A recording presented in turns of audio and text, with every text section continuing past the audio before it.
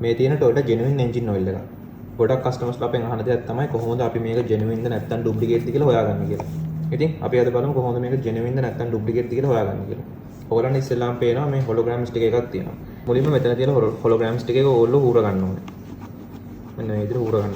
ඊට පස්සේ මෙතන phone number එකක් එක්ක තියෙනවා pin number එකක්. එතකොට ඔයගොල්ලන් කරන්න තියෙන්නේ මේ phone number එකට මේ pin number එක message එකක් දාන්න තමයි තියෙන්නේ.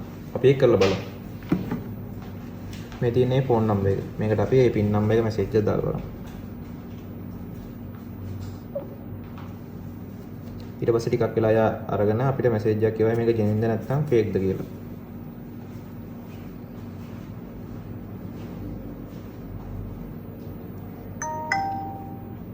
මැසේජ් එකක් ආවා අපිට.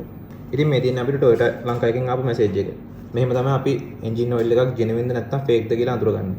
එහෙනම් අලුත් වීඩියෝ එකකින් හම්බෙමු.